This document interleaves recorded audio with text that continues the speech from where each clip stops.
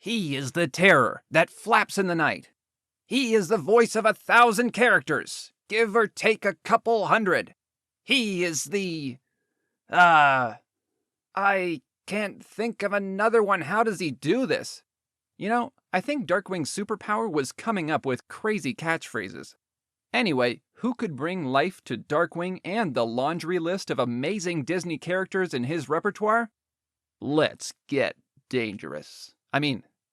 Let's find out.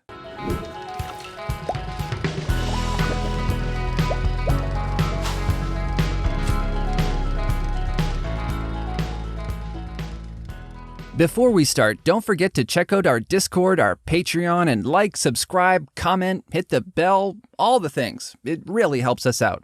Jim Cummings was born in 1953 in Youngstown, Ohio.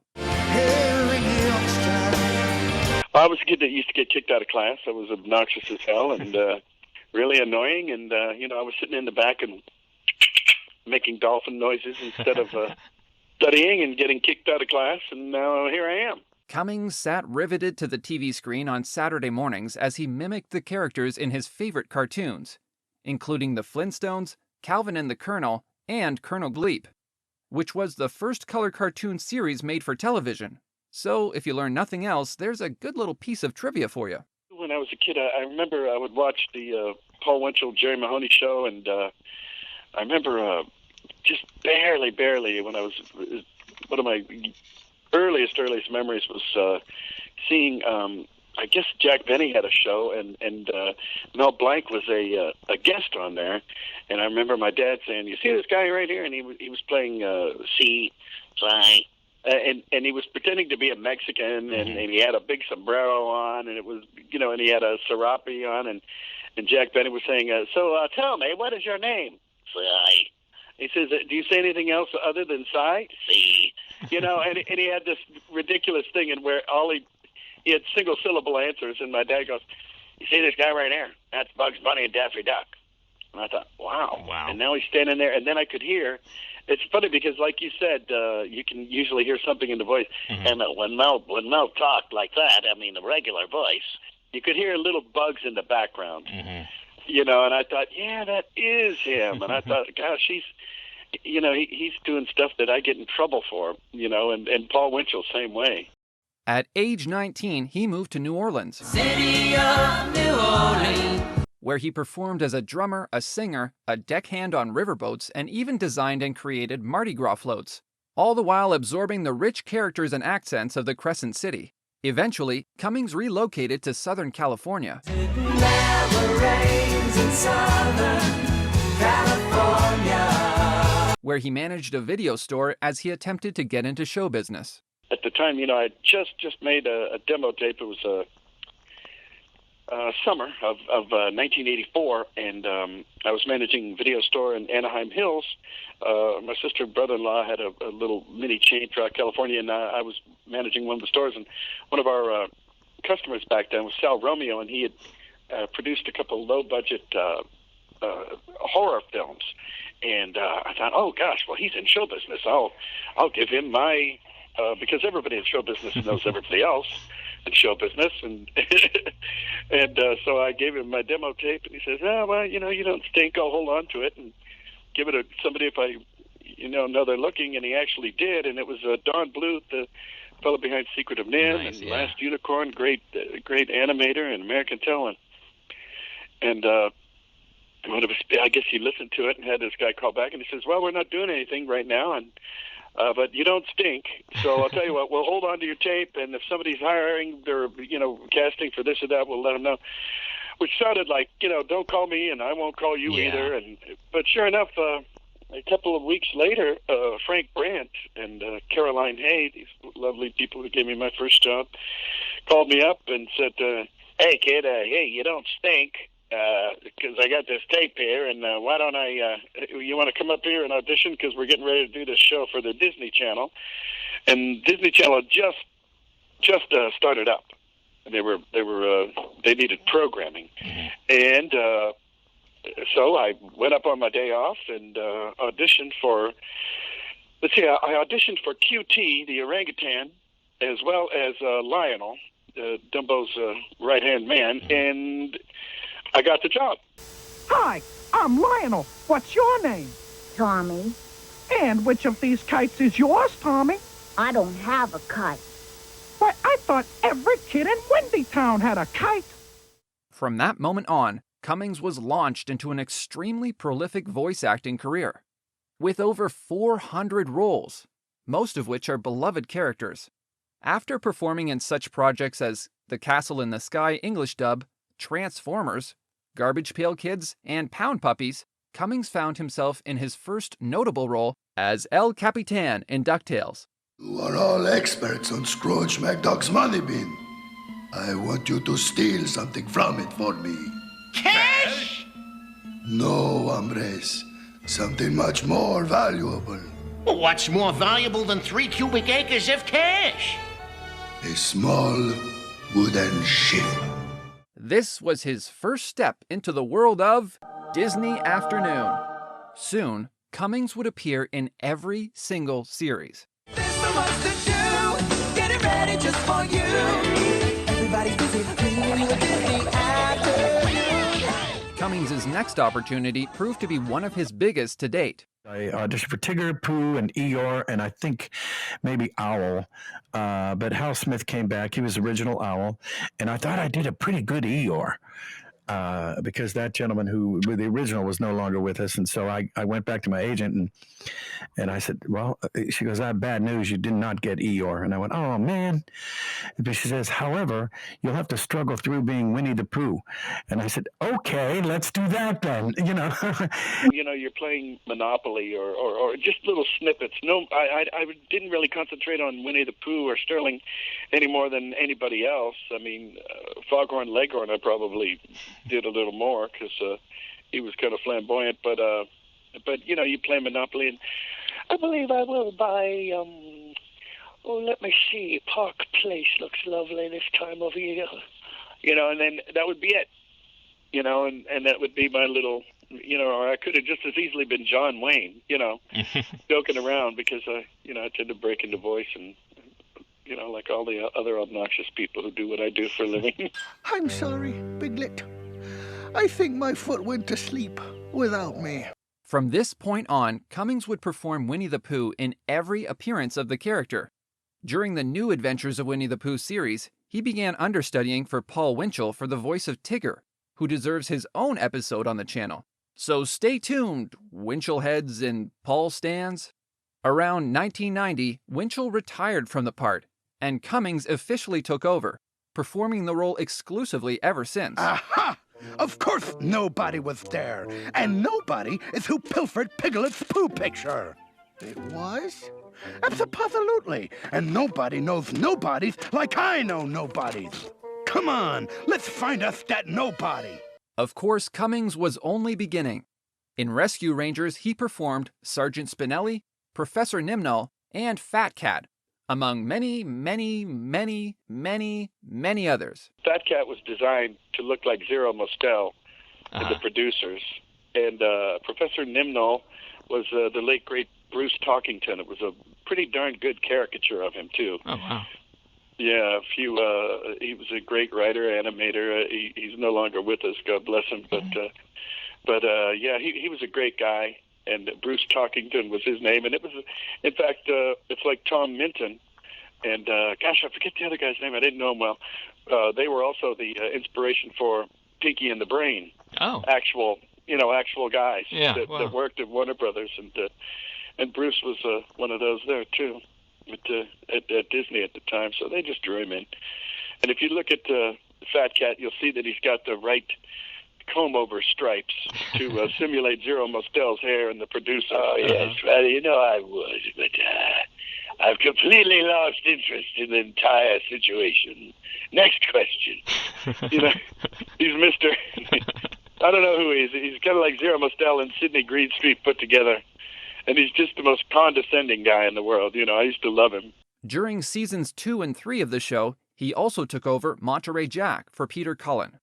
So there I was, on a runaway jalopy in Jalalabad, tied to the bumper with the King Cobra. In Tailspin, he played Louie and Don Carnage. I always say that I think he was kind of like a Monty Python character in a Disney Afternoon. I tell you something. If I was not me, I would envy you because you just got to meet me. That's how much I love me. Now, enough about me. Tell me what you think about me. He was like the ego from hell, And I just enjoyed every minute of it. They just let me go, and because I tend to ad-lib, I do give them what is written occasionally, but for the most part, I just take the story and change the line. Nice. I get it's the same intent, but Yeah. As Cummings was taking over Tigger for Paul Winchell, he also took over another character on Disney Afternoon, Zummy Gummy in Gummy Bears. Oh, say, here's a good spell. I've never seen this section before. Warning, extreme danger. Oh, my. And of course, we would be remiss to not mention, arguably his most popular character, the terror that flaps in the night, the single career man all women want to date, the duck with the best theme song. Yes, I said it. Darkwing Duck. When there's trouble, you call DW. Darkwing Duck. Let's get dangerous. We did a lot of shows. I think maybe like 100 altogether. And one of the things was because he always had when he was getting ready to go into battle, I am the terror that flaps in the night. I am the floaty that will not flush in the toilet full of crime. I am Darkwing Duck. And so I would always, we're like 6 or 7 shows in, and it comes time to go out and fight crime, and the script was, I wish I kept it. I am the terror that flaps in the night. It doesn't matter what I write here. Jim's going to say something else anyway. I am Darkwing Duck. So, I trained him, And he doesn't ever seem to go anywhere. I think I was talking with my agent yesterday, and I've got my eldest daughter, Olivia, is 30, and when she was a kid, she was in 5th grade, and she was pretty much the same age as Goslin. Darkwing's daughter, and they used to call, and it was extremely popular at the time, and everybody just kind of knew that Liv's dad was actually Darkwing Duck, the terror that flaps in the night. And so she got called Goslin at school a lot. They kind of teased her, so she wasn't all that crazy about it at the time. But now, of course, she's crazy for it. She loves it, and it's funny because all those little 5th graders are no longer 5th graders. They're adults, and they've got discretionary income, and a lot of them will hire me for it's funny because I'll do a Nissan spot or a McDonald's spot, or, and the writer will be there, and he'll be like 32 or 29 or whatever, and they go, oh, yeah, and I'll just be, at your next McDonald's meal, come on in for a Happy Meal, blah, blah, blah, and they'll be getting ready to go, and they'll go, yeah, Jim, yeah, great job, great job. But dude, what? Darkwing Duck, man. I go, really? He goes, dude. I go, oh, thanks. It was just, I think they hired me because they wanted to meet Darkwing, and it's fine with me. I said, well, I am the terror that flaps in the night. I occasionally sell hamburgers. I am Darkwing Duck. And they'll laugh, and everybody just has a good time. But Darkwing is it's an interesting character. He was one of the first breakout characters. He wasn't a classic Disney character. He was he was just I just enjoyed it, and they let me go wild with him too. Now, many of you have written in asking questions, such as, let's see, Dear Darkwing, what makes you the world's greatest hero? Is it your jaunty good looks, your staunch moral fiber, your dashing deeds of daring do? Hey, that looks like your handwriting, DW. I'm trying to make a point here. In Goof Troop, Cummings revived the villainous Pete, giving him the perfect amount of smug braggadocio. Braggadocio. Boastful or arrogant behavior. I always think that he was tied for first place as the oldest Disney character because he was in Steamboat Willie. Yeah, he was. It's true. So, what are you going to do there, pal? Well, now, buddy, have a seat here. Let me explanate this to you. I love Pete because he's so obnoxious, he's just big bellicose, obnoxious bastard. And he's you gotta love the guy. Father of the Year. Oh yeah. Oh, there's Daddy's favorite little write-off. Can't miss you if you don't go away, son. Now put these on and stand cool, see? Not like that, son. Legs apart, thumbs hooked, head cocked. And keep your shirt tails out, sloppy sexy. I'm just being told that we're running out of time, so let's run through this next part real fast.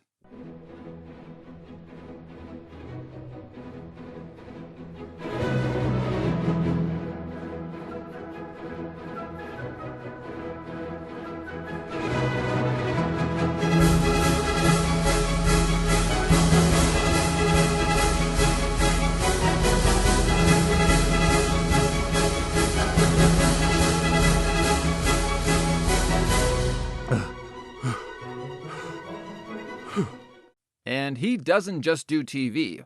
Oh no, he can also do movies, like Raoul from Aladdin, who of course he reprised in the TV show, as well as the 2 sequels. The best one was, we did Aladdin, and I was Rasul, and what else did I do? I did a bunch of stuff, but a bunch of different characters. I almost cut off her hand. That was nice. And Jasmine's hand. And in the second one, we came back, and Dan Castellaneta did the genie because Robin was, I don't know, he was Robin, and then it made a ton of money, and Robin said, "Oh no, I'll be back for the third one. I'm the genie. Have a seat," And so Dan was out, and. We had, I was the big guy, Rasul, who wanted to, I don't know if you remember him. Yeah, he was the guard. And captain of the guard, thank you. But he had a scene where, oh gosh, I can't picture it exactly, but he was being interrogated, and Robin turned into a lawyer and put Jafar up on the bench and the judge where the judge was, or it might have been Aladdin, and I was in the docket, being questioned, and I ad-libbed a couple of things, and they kept him in, and he wasn't at the session, and that, see, what happens is that affects the person's line right after you, because their line doesn't make any sense anymore. So they called Robin back in, like I'm sure it was really pissing him off, but he came back in and he had to redo his lines after mine because they didn't work, like I said. And he goes, and at the end of the speech he goes, "And by the way, that concludes all questioning, and I will not be upstaged by a tertiary character." And he leaned over and pulled my feet and rolled me up into a blind and sent me off into wherever, space, and they kept it in the movie. It's in the movie. So I was personally dissed by Robin Williams. Thank you. It is tragic, Your Highness, but the street rat has obviously followed in his father's footsteps. Aladdin is a criminal. I object, Your Honor. I object to that outrageous statement, and I object to a tertiary character having any lines during my big courtroom scene. Here, take this to a higher court. Now, Your Honor, if I may enter a plea of insanity, because I'm crazy about this kid. So, now we know he can act. But can he sing? Yes, the answer is yes. I always joke around that I'm a stunt singer. I've sung songs for, a lot of actors can't sing and a lot of singers can't act, and I can't do either, so they let me do both. Most famously, he performed in place of Jeremy Irons in the song Be Prepared. It was weird. I didn't even talk about it for years because I thought it was supposed to be a big secret, but all of a sudden the whole universe knew. And I mean, I've had people tell me, okay, that was you. Okay. And this is you. And, and all our favorite people in the world, and nerds go, okay, it was definitely you on bar 14. And then when I said, in fact, I have it on good authority that Jeremy Irons never said the word be prepared. Am I right? No, so yes, Oglethorpe, you are right. Yes, it is absolutely the case. But yeah, he never got around to being the case to saying the title of the song. But I'd already been on I mean, obviously they knew me. You know, I was Ed, which I have to thank Frank Welker for the tip of the hat on that, because he gave it a shot and he didn't like what he was doing, and he said, "Why don't you just call Jimmy Cummings and get him in there, and he'll laugh like an idiot for you, no problem." and so I did, by God, and.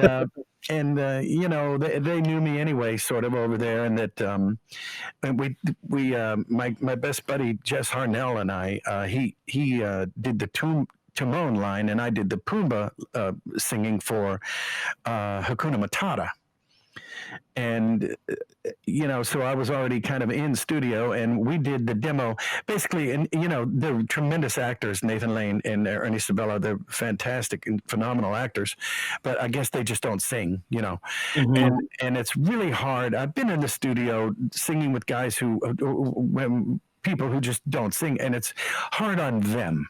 You know, it makes them feel bad. You know, they're trying really hard, and everybody's just kind of doing their thing. And so what they and it was a great idea. They said, look, let's just get Jim and Jess as Timon and Pumbaa, have them do the demo. Then we'll send them a cassette, and Ernie and Nathan can drive around in a car for 3 weeks until they know it as well as they do Happy Birthday. You know, a song that you've got it in your head. It's in your head. You're good to go. Well, so we did that. And we're working our way through the lyrics, and they weren't all written yet. And Tim Rice was not there at the time. Sir Tim Rice, sorry. He wasn't there at the time. And Rob Minkoff's going, I don't know. Every verse seems to be, when I was a kid, it was rough. You had it easy. I had it hard. Everything was hard for you, and everything was hard for me, and you got it easy. And it's like, yeah, I know. My parents had to walk uphill both ways in the winter, you know, to go to school. And nobody wants to hear that. So, and I said, oh, well, wait a minute. Doesn't this guy have a flatulence problem? And they go, yeah. So I went over and I whispered in Jess's ear, and I said, you say this and I'll say that. Oh, the shame. I thought of changing my name. Tell me, how do you feel? And I got downhearted. Tell me what now? Every time that I put the knot in front of the kids. Sorry. So I wrote the fart verse. That's amazing. Do people know that? Is that because I hadn't heard that? I never knew that. Read about it a lot. I'm so proud. Cummings has also sung for Chief Powhatan in Pocahontas and Rasputin in Anastasia. Ends will be sweet when the curse is complete. In the dark of the night, she'll be gone. You know, we're in the studio, and he had this big, it was like an Andrew Lloyd Webber song, you know, Phantom of the Opera song. It was really cool. In the dark of the night, ba ba ba ba ba, bo bo bo, ba ba ba boom, ba ba ba boom, and it was and Christopher is standing there, and they're playing the song, and we're all going, okay, so here we go, and he goes, well, I hope I don't suck, and he got up and left, and then we recorded the song, and they mixed it later, and he comes back in, listen, damn.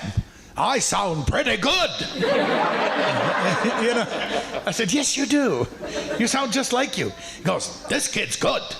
So I said, so I got some gold out of it. Nice. Yeah, it was a lot of fun. And of course, he pulled from his early Cajun influences in New Orleans to bring life to our favorite lightning bug, Ray. Well, my favorite lightning bug. Our script producer, Adam, as a true Tampian, has his own. But this is discographies and not NHL-graphies, so I win. When we first started doing the movie, I knew I had the love song, My Belle Evangeline, which I'm going to name my... But, and I said, look, this guy's a Cajun, write a damn Zydeco song. I don't know, maybe, you know, that's my bad Randy Newman. And then a couple of months roll on by, and he goes, all right, shut up and sing this. And so I was like, all right, yeah, I'm going to take you down. Yeah, I went in and I thought, well, he's not the biggest guy in the world. I mean, he's a firefly, so he can't sound too bodacious, but he had to be a recognizable Cajun. And it's funny, a lot of people think Cajun just sound like they're from Alabama, somewhere down there like that. But that's not the way it is. No. You got to get out there in Cajun country. You got to pass a good time. You know, it's a whole nother critter. It's not, they're not from Texas. You know, they're from Louisiana, and that's it. And it's Louisiana, by the way. Louisiana, when you say it that way. And, you know, he was an amalgamation of a bunch of people that I met on the boats. I was on a deckhand, and some of the tugboats, I was the only one that spoke English as a first language. They all spoke English, but it was Cajun French first, then English. You know, and so, you know, he's a couple of my old tugboat captains and a deckhand or two wrapped up, and then, you know, you gotta get him up there a little bit because he's not that big. No, you can go flying around there. Oh, that's just my big butt lighting up. Don't worry about nothing. And you just put it together, and it's kind of an amalgamation. I always throw like 2 or 3 influences in to make it more unique and. To drive people nuts and to get to talk to you about it someday. And most recently, well, not most recently, but his most recent notable Disney character is Hondo, who was first introduced in Star Wars Clone Wars and is now immortalized in a theme park ride. And now they opened up Star Wars Land. And Hondo Ohnaka he kidnaps the Millennium Falcon, and it was pretty awesome because we started off on Star Wars Clone Wars, and then, you know, on an animated TV show, and Hondo, thank you Lord, you know, somehow graduated up into the echelon of the Star Wars universe, and he was stealing Han Solo's ship about 100 times a day up until he shut us all down. Are we missing any? Let me see.